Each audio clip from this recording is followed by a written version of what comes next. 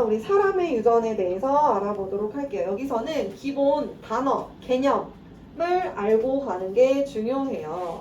자, 먼저 기본 개념 중에서 형질이라는 게 있었어요. 앞에서 배웠는데 형질이라는 것은 뭐였죠? 생물이 가지는 어떤 특성이에요. 예를 들어 쌍꺼풀이 있는지 없는지, 아니면 뭐 보조개가 있는지 없는지, 아니면 귓불이 부착형인지 불량인지, 또는 뭐 혈액형이 무슨 형인지, 이런 것들, 생물이 가지는 특성들, 머리카락이 곱슬인지 직모인지 뭐 이런 것들 다 생물이 가지는 특성이고, 그걸 고급진 말로 형질이라고 합니다. 형질이라고 해요. 그런데 그 형질에는 종류가 있어요. 자, 보세요. 귓불이라는 건 형질이에요. 생물이 가지는 특징. 그 귓불은 종류가 있어요. 둘 중에 하나예요. 분리형이거나 부착형이거나. 이해되죠? 그다음 눈꺼풀이라는 형질도 마찬가지로 쌍꺼풀이거나 외꺼풀이거나 둘 중 하나예요. 이때 형질에 대한 종류, 쌍꺼풀이냐 외꺼풀이냐, 분리형이냐 부착형이냐 하는 그런 것을 대립형질이라고 부릅니다. 귓불에 대해서 분리형이거나 부착형이거나 둘 중 하나예요. 그 둘 중 하나의 형질을 반드시 가지는 것, 그것을 대립형질이라고 합니다. 이해돼요? 네, 용어 2개 배웠어요. 자, 그 다음 지난 시간 쌤이 김태희의 우월한 유전자 DNA의 유전정보 유전자가 있다라고 했어요. 그 유전자가 있는데 그 유전자에 의해서 사람이 가지는, 생물이 가지는 형질이 결정된다라고 하면서 지난 시간에 상동인 염색체, 모양과 크기 같은 상동인 염색체에 같은 위치에는 특정 하나의 형질, 특징을 결정하는 뭐가 존재한다 했어요? 대립 유전자가 존재한다 했어요. 하나는 아빠한테 받은 거, 하나는 엄마한테 받은 거. 같은 걸 받을 수도 있고 5만원, 5만원. 다른 걸 받을 수도 있다. 10만원, 5만원 이렇게 받을 수도 있다 라고 했었죠. 용돈을 같은 금액 받을 수도 있지만 다른 금액 받을 수 있는 것처럼 상동인 염색체의 같은 위치에 어떤 형질을 결정하는 유전자가 있는데 그 유전자가 같을 수도 있고 다를 수도 있다.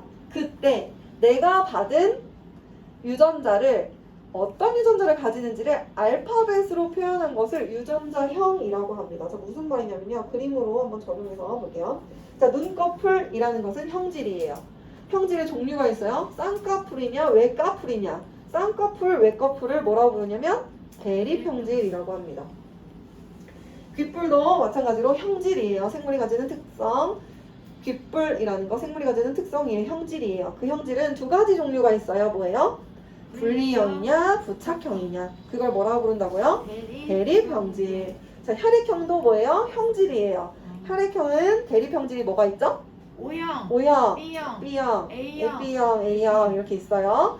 자, 대립형질이 4개네. 아, 그럴 수도 있구나. 일단 눈알 색깔, 눈알의 색깔이, 눈 색깔이라는 거 마찬가지로 뭐예요? 형질이에요.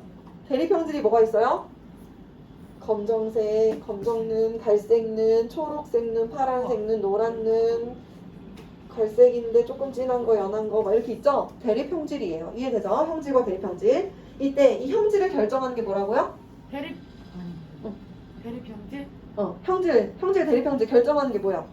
그렇죠. 유전 정보에 의해서 결정이 되는데, 그런데 대립 유전자 뭐라 그랬냐면 상동인 염색체에 같은 위치에 어떤 특정 하나의 형질을 결정하는 대립 유전자가 존재한다 했어요. 그 대립 유전자가 예를 들어서 분리형 귓불을 만드는 유전자를 라지 H라고 표현을 한다면 내 맘대로 그냥 정하는 거야. 내 이름이 H가 들어가니까 H로 한 거야. 자, 그 다음 부착형 유전자를 예를 들어서 스몰 h로 표현하자라고 정하는 거예요. 임의로 그냥 알파벳으로 표현하는 거예요. 그냥 우리 유전자를 분리형 유전자, 부착형 유전자 이렇게 부르면 너무 기니까 분리형 유전자를 라지 H, 대문자 H로 표현하자. 그리고 부착형 유전자를 너무 기니까 스몰 h라고 간단하게 표현하자라고 해서 문자로 표현하는 거예요. 그랬을 때 내가 아빠한테 받은 염색체에 대문자 H를 가질 수도 있고 또는 소문자 H를 가질 수도 있어요. 엄마한테 받은 염색체에 내가 가진 유전자가 대문자 H일 수도 있고 소문자 H일 수도 있어요. 이때 이 대문자 H, 소문자 H 이게 뭐냐 하면 대립 유전자인 거예요. 이때 내가 아빠한테 대문자 H 받고 엄마한테 대문자 H 받으면 나는 뭘 가지는 거예요? 대문자 H 두 개를 가지는 거예요. 그 다음 아빠한테 소문자 H, 스몰 H 받고 엄마한테 스몰 H 받으면 나는 소문자 H를 두 개 가지는 거예요. 스몰 H 두 개 가지는 사람이 되는 겁니다. 그 다음 나는 대문자 H를 아빠한테 받았는데 엄마한테는 소문자 H를 받거나 또는 반대로 아빠한테 소문자 H 받았는데 엄마한테 대문자 H를 받은 경우에는 나는 대문자 H 하나 가지고 불리형 유전자 하나 가지고 부착형 유전자 하나 가지는 사람이 되는 거예요. 여기까지 됐죠? 이때 내가 어떤 사람이 실제로 가지는 유전자의 구성이 무엇인지를 알파벳으로 표시한 것을 유전자형이라고 불러요. 여기까지 됐죠? 그 다음 이 유전자형에 의해서 내가 대문자 H는 아까 무슨 형질이라 했죠?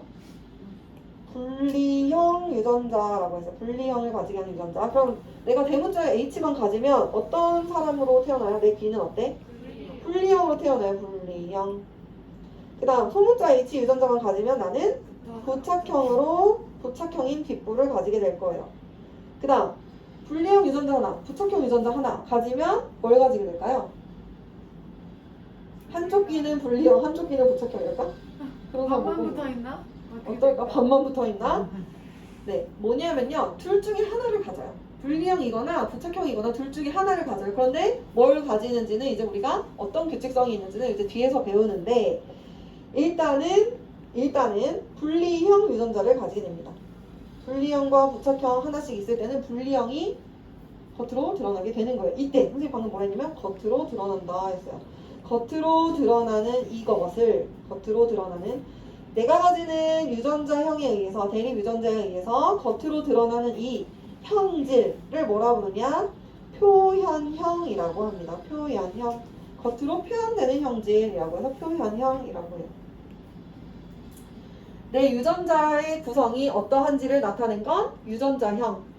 그 다음 내가 실제로 겉으로 드러나는 형질이 어떤지를 표현하는 거는 표현형이라고 합니다.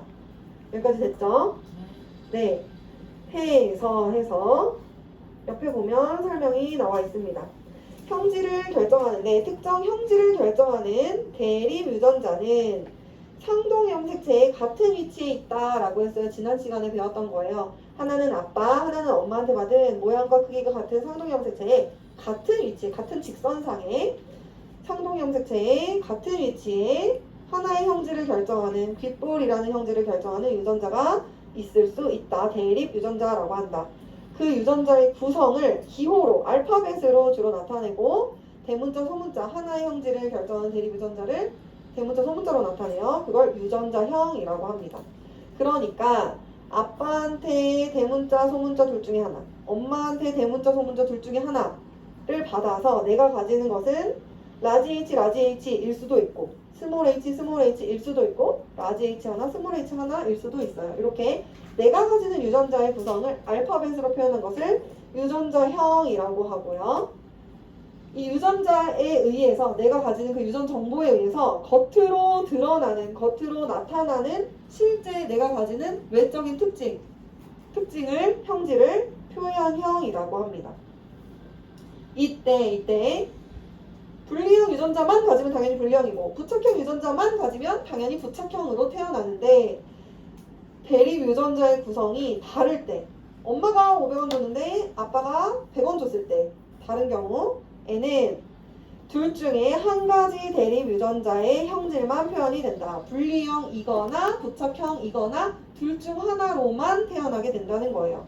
한쪽 귀 따로따로 태어나는 것이 아니고 이때 겉으로 표현되는 형질을 우성이라고 하고요. 겉으로 표현되지 않는 형질을 열성이라고 해요.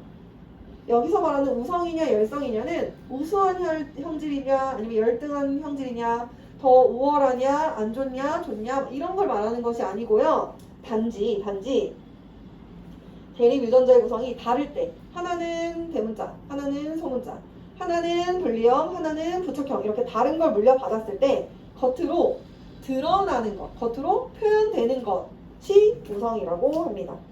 그러니까 아까 선생님 뭐라 했냐면 쌍꺼풀, 외꺼풀 아니 말고 분리형, 부착형 유전자를 하나씩 가지는 경우에는 어떻게 드러난다 했어요? 겉으로 분리형으로 태어나요. 분리형의 귓볼을 가지게 됩니다. 그러니까 분리형이 뭐예요?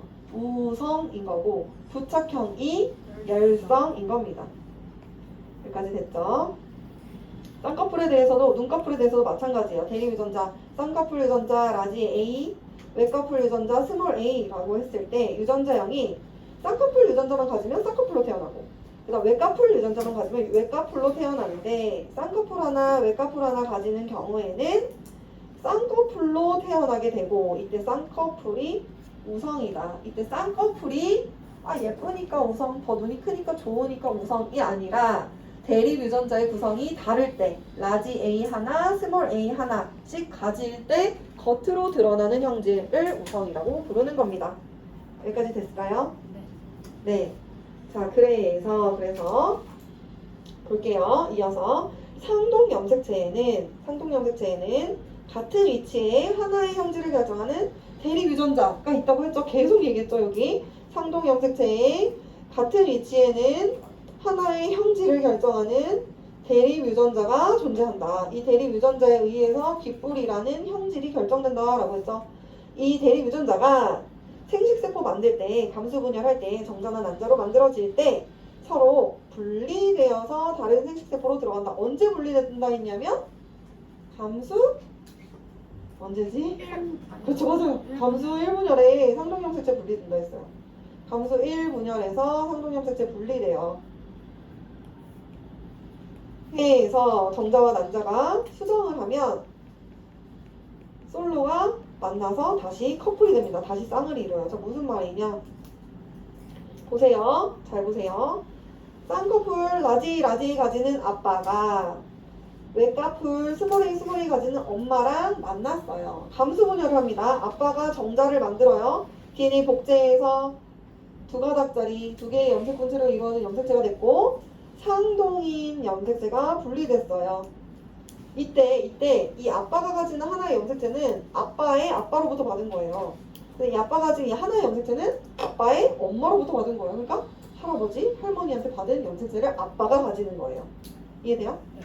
그다음 엄마도 엄마의 아빠로부터 받은 염색체 하나, 엄마의 엄마로부터 받은 염색체 하나를 가지고 있는 거야. 할머니, 할아버지한테 받은 염색체를 가지고 있는 거예요.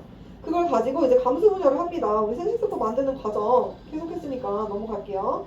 자, 해서 정자와 난자가 수정을 했어요. 이때 무슨 말이냐면 상동이었던 염색체가 분리되어서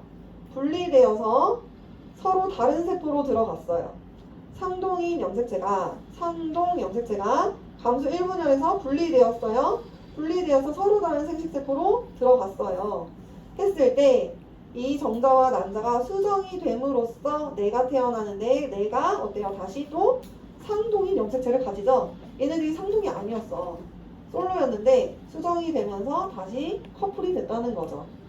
해서 내가 아빠한테 받은 대립 유전자 라지 A와 엄마한테 받은 대립 유전자 스몰 a를 가지는 사람이 되고 내 유전자형은 라지 A, 스몰 a가 되는 것이고 내 표현형은 쌍꺼풀이라는 형질을 가지게 되는 겁니다. 해서 아까 그 말이에요. 해서 유전자형이 라지인 쌍꺼풀과 스몰인 외꺼풀 부모 사이에서 유전자형이 라지 A, 스몰 a인 쌍꺼풀인 표현형을 가지는 자손이 태어나게 되는 것이다. 여기서 유전자형은 라지 A, 스몰 a 그 다음 쌍꺼풀이라는 것은 표현형입니다. 여기까지. 좋아.